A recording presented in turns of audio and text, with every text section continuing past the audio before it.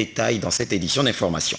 Le démantèlement d'un réseau de faussaires par la Direction générale de la documentation et de l'immigration. Ils ont eu la fâcheuse idée de se spécialiser dans la falsification de documents administratifs et la contrefaçon du sceau de la République. Mal leur en a pris. L'opération Libérer les trottoirs vient d'entrer dans sa deuxième phase. La mairie de Libreville vient de débarrasser d'autres sites des étals de commerçants ambulants. Et puis dur le transport à Libreville. Les piétons assistent impuissants à l'augmentation des prix des transports en commun. Merci de nous rester fidèles, mesdames, messieurs. Bonsoir et surtout bon confort d'écoute. La mairie de Libreville vient de lancer la deuxième phase de l'opération Libérer les trottoirs. La nuit dernière, d'autres sites ont vu leurs trottoirs débarrassés des étals des commerçants ambulants. Le reportage de Janice Ondogimba sur les images d'Yvette Okosa.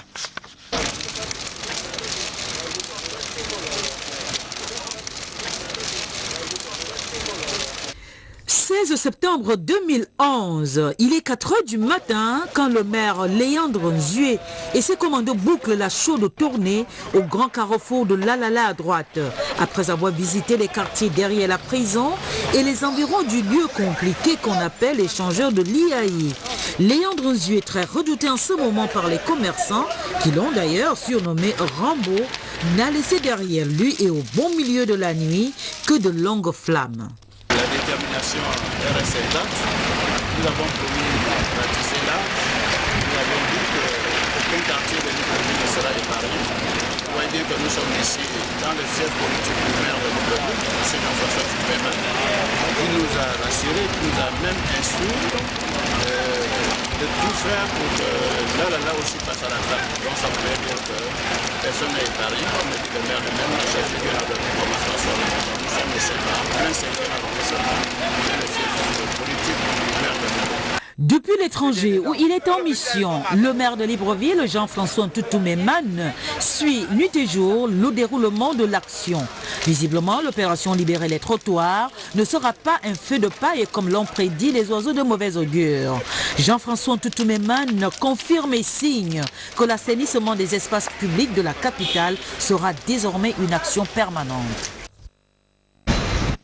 Et puis on reste dans le social pour évoquer les difficultés de transport à Libreville, toujours d'actualité. Cette année encore, le problème se pose avec acuité. Hormis la pratique du saucissonnage de distance, on assiste désormais à une forte augmentation du tarif habituel. Les raisons de ce phénomène dans le reportage de Charline Ouorapira et Yvette Okosa. Pour une population urbaine avoisinant les 600 000 habitants, à Libreville, l'existence d'une unique société de transport en commun a pour conséquence l'aggravation des problèmes de transport. Le coût des taxis, c'est plus cher que ça. Tu ne mets pas 1000 francs, tu ne peux pas arriver en ville. Constat, on assiste à la multiplication des difficultés de transport telles que l'augmentation du tarif habituel. Il faut miser 400 francs pour arriver au feu. Et là, franchement, je ne sais pas là. Outre, le phénomène du saucissonnage de trajets accable les Librevillois. Cette situation est un véritable calvaire pour ces derniers qui pour la plupart sont des élèves, des étudiants et même des personnes économiquement faibles. C'est du mal en pire parce que pour partir d'un point à l'autre qui coûtait avant 100 francs, aujourd'hui il faut débourser environ 500. Face à ce malaise social, les taximens ne manquent pas d'arguments. Pour leur part, les raisons de l'augmentation du tarif du taxi sont multiples. Il y a beaucoup d'embouteillages à la route, maman. Donc si on fait tout droit, on ne va pas s'en sortir. C'est vous-même qui les augmentez. Mais depuis que quand on a augmenté le SMIC, j'ai tendance à comprendre que les Gabonais veulent passer leur temps à augmenter les prix des trajets. Se déplacer dans nos grands centres urbains devient donc un problème inquiétant, pouvant freiner l'élan de notre développement.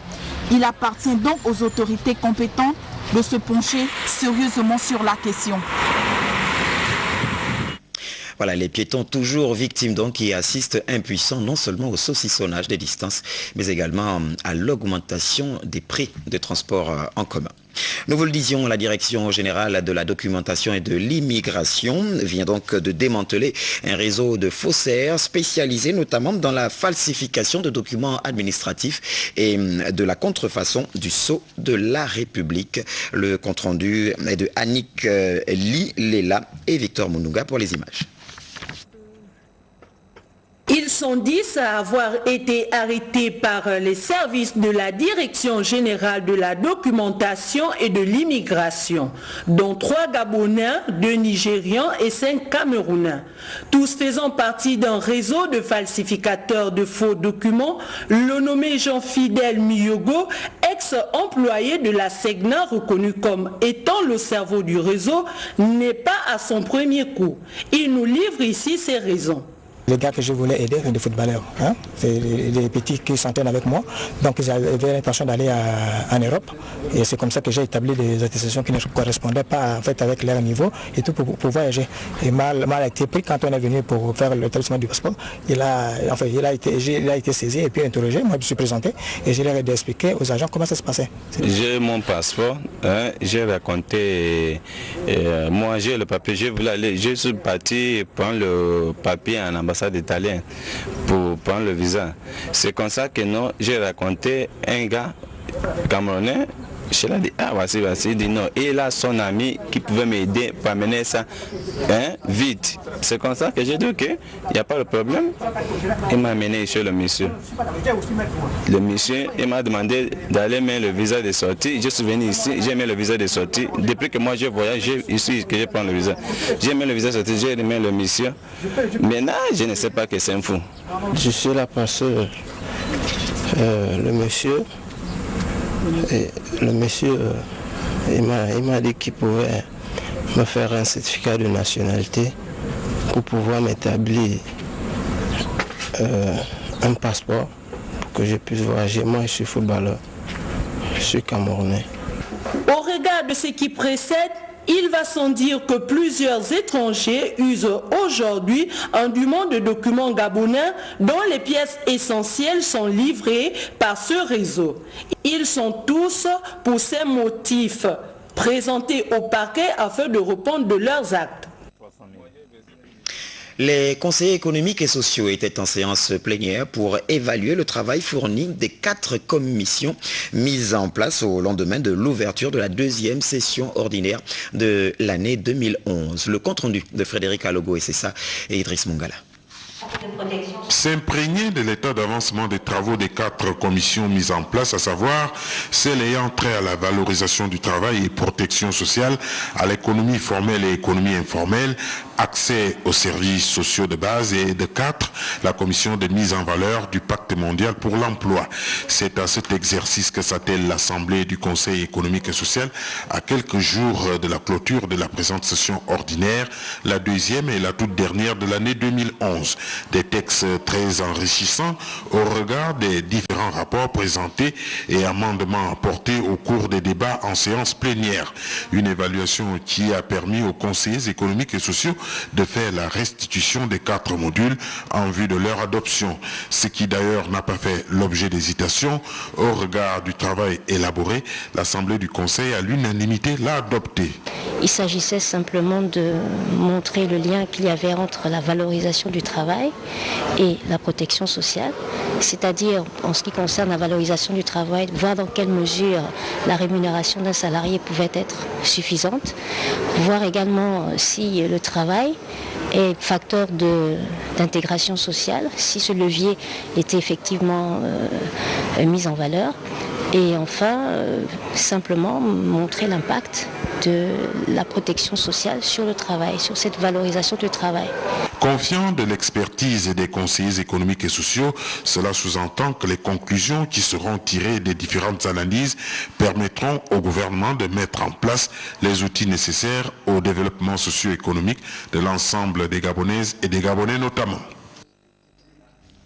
On reste au CES, le Conseil économique et social, pour parler de cette audition. Et c'est le professeur Benoni, président du conseil d'administration de l'Observatoire de santé de Mounana, qui lui a édifié les conseillers économiques et sociaux au sujet des effets de radiation dans la ville de Mounana, dans le Haut-Ogooué. On retrouve nos confrères Frédéric Alogo et Sessa et Idriss Mungala. D'administration de l'Observatoire de la santé de Mounana dans la province du Haut-Ogooué au sud-est du Gabon, le professeur Benoni est venu éclairer la lanterne interne des conseillers économiques et sociaux de ce qui se passe sur le terrain dans cette ville minière au sujet de la responsabilité sociétale des employés de l'ex-Comuf victimes des rayons de radiation qui fait couler beaucoup d'encre. Choisi par les autorités dirigeantes, a conduit les destinées d'une initiative du groupe Areva en partenariat avec l'État gabonais et l'association Catram. Le médecin et cancérologue a présenté de manière objective, sans faux fuyant, le problème de Mounana. C'est environ 700 consultations qui ont été faites. Là-dedans, il y a peut-être 2 ou 3 cas qui mériteraient qu'on s'y arrête. Mais je vous ai dit, nous avons des systèmes de contrôle. Le comité médical s'est déjà prononcé, mais le comité médical ne décide pas. Et notre prochain conseil d'administration aura lieu en novembre. C'est là qu'on décidera s'il faut dédommager du dédommagement ou du non-dédommagement des 2 ou 3 dossiers qui paraissent suspects. Il faut 15 ans en moyenne pour évacuer le risque éventuel d'un cancer chez un travailleur. Bon. La mine a fermé en 89-90. Nous sommes à 11 ans. C'est pour ça que je vous disais, dans 3-4 ans, l'observatoire n'aura plus de raison d'être. Parce qu'on aura atteint les 15 ans. Si au bout de ces 15 ans-là, personne n'a développé un cancer, c'est qu'il n'y en aura pas. L'observatoire a été mis en place justement pour qu'il y ait toute la procédure correctement menée pour pouvoir en dédommager. Voilà. Et une fois qu'on a décidé, personne ne pourra remettre en cause la décision de dédommagement. Parce qu'elle aura suivi la procédure qui couvre tout le monde, et vous et nous. Décidé à relancer l'activité minière à Mounana, Areva assume l'actif et le passif de la Comuf pour mieux préparer l'avenir et que la même situation ne se reproduise. La veille sanitaire sera poursuivie le temps nécessaire d'obtenir des données scientifiques significatives, ce qui prendra sûrement plusieurs années. Rappelons à ce sujet que les consultations médicales pour tous les anciens travailleurs concernés ont démarré en octobre 2010, ainsi que l'Assemblée générale constitutive de l'Observatoire de la santé de Mounana. Dans l'actualité également, cette séance plénière du côté du CNC, le Conseil national de la communication, le président Jean Ovono Essono et l'ensemble des conseillers membres ont planché sur l'évolution de la presse gabonaise sous toutes ses formes. Synthèse des travaux Jean Ossier Otunga de la presse du CNC sur des images de Marlise Mengue de la RTG chaîne 1. Cette séance plénière ordinaire dirigée comme à l'accoutumée par le président du Conseil national de la communication Jean Ovono Essono marque la reprise effective des activités au sein de l'instance de régulation des médias au Gabon après les vacances institutionnelles prévues au mois d'août chaque année. Pour ces retrouvailles, la session plénière ordinaire de ce jour a passé en revue les principaux dossiers soumis à son ordre du jour et parmi les dossiers examinés par le président Jean Ovono Essono et l'ensemble du collège des conseillers membres figuraient en bonne place les différents rapports des conseillers membres, chacun dans un domaine bien précis d'activité relative à la presse dans notre pays. Au chapitre des saisines parvenues au Conseil national de la communication, 7 saisines ont fait l'objet d'un examen minutieux, suscitant au passage des débats houleux lors de cette séance plénière. Une série de saisines qui met en cause la presse écrite et audiovisuelle, notamment La Calotte, Le Temps et Zombolo, Écho du Nord, TV+, et Télé Hermon. L'analyse du contenu des médias parus ces derniers temps n'était pas en reste. Les conseillers membres du CNC ont par ailleurs examiné les demandes de parution de journaux et radios et télévisions en voie de création au Gabon. Mais bien avant l'entame des travaux de la plénière ordinaire, une minute de silence a été observée en mémoire de leurs collègues conseillers membres récemment disparus, le regretté Ismaël Abouna. Cette audience à présent, toujours au Conseil national de la communication, le président Jean Ovono Essono s'est entretenu avec le ministre de la communication et de l'économie numérique, Paul Ndongema. Une première rencontre entre les autorités ayant en commun certaines charges en vue de